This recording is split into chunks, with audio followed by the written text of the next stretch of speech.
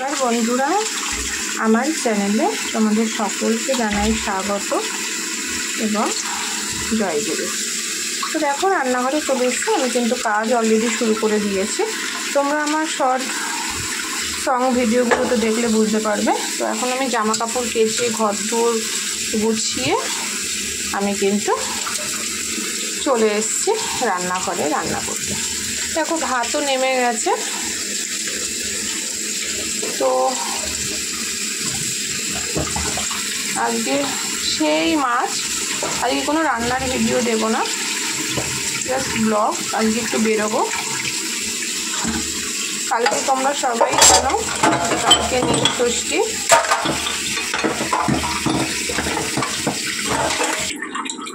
তো সেই নীল ষষ্ঠীর বাজার করতে এই বেলায় যাবো, ওবেলা যাবো না, কারণ ওবেলা ছেলের কম্পিউটার আছে। আজকে আমাদের এখানে রামনবমীর র্যালি বেরোবে।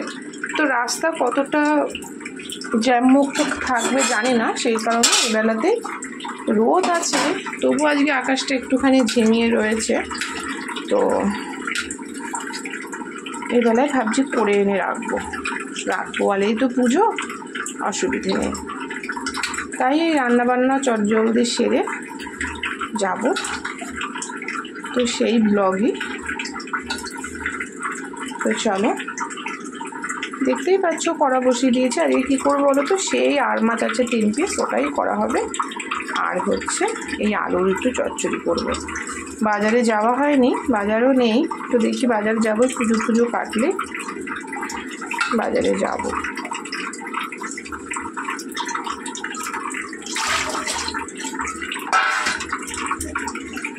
দেখো, কড়া গরম হয়ে গেছে। আমি কিন্তু এবারে বসিয়ে দেবো তরকারিটা। কাজ আছে, টাইমের মধ্যে কাজটা ছাড়তে হবে। আর রাস্তাঘাটে এমনিতেই প্রচণ্ড জ্যাম, চৈত্র সেল,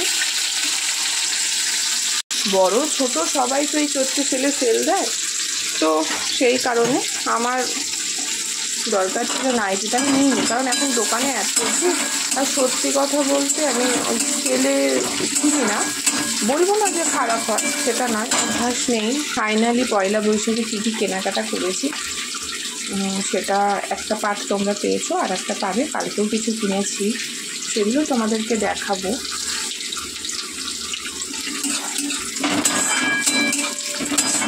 পাবে, তোমরা আমাকে অনেক অনেক ভালোবাসা দিচ্ছ, খুব ভালো লাগছে।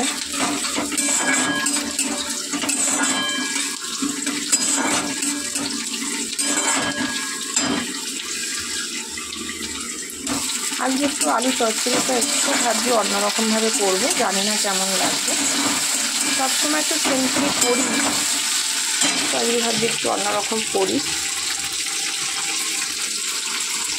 ভাত রুটি সবই ভালো লাগবে।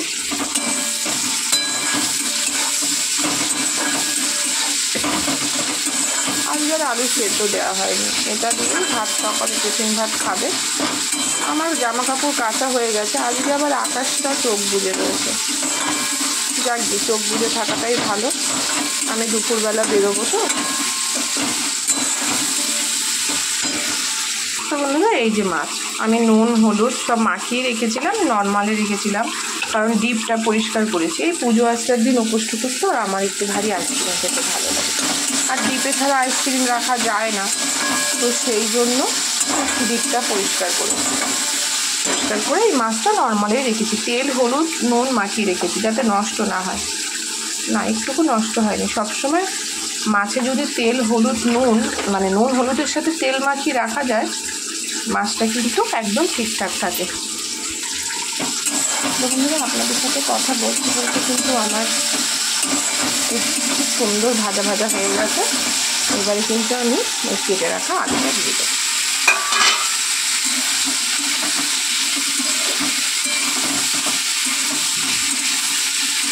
দেখা যাক কীরকম হয়।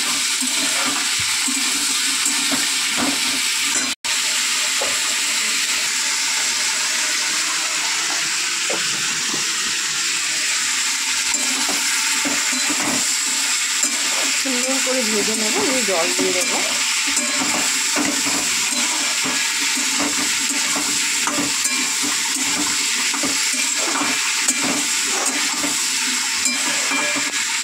তরকারিটা হতে হতে আমি ঘরটা মুছে আসবো।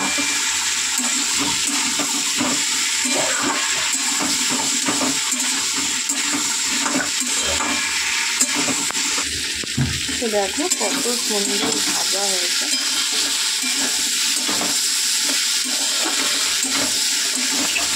দিয়ে ঢেকে দিয়ে আমি ঘর মুছতে যাব। এটা হতে হতে আমি ঘরটা মুছে আসবো। তো চলো, কি সুন্দর কালার এসেছে।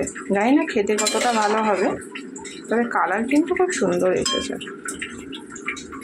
তো চলো এবার আমি ঘরটা মুছে আসি। বন্ধুরা দেখো, ঘর দৌড় মুছে কিন্তু আমি চলে এসেছি। দেখো একদম পরিষ্কার, নেট ক্লিন। চলো দেখি তরকারিটা কতদূর হলো।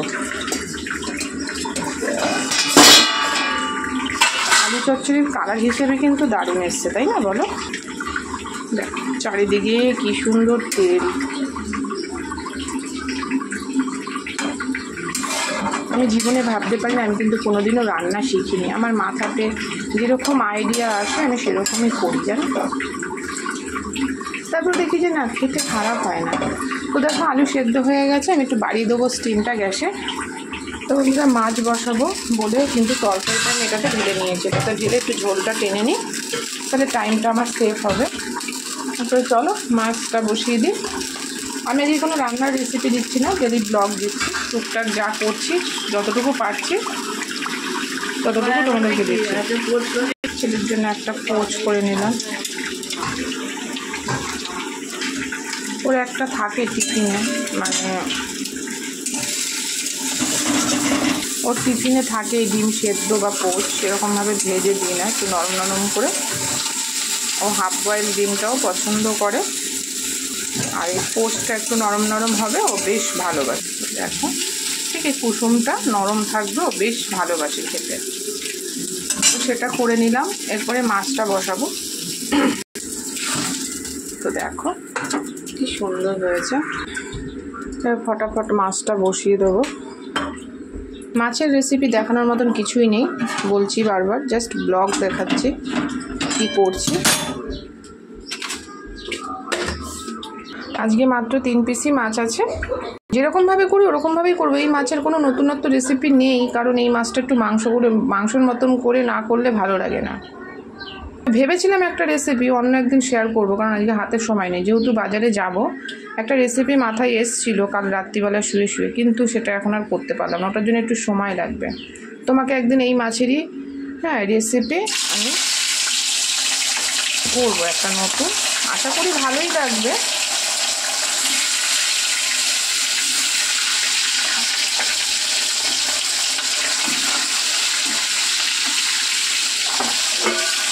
চলো এটা ভাজা হবে।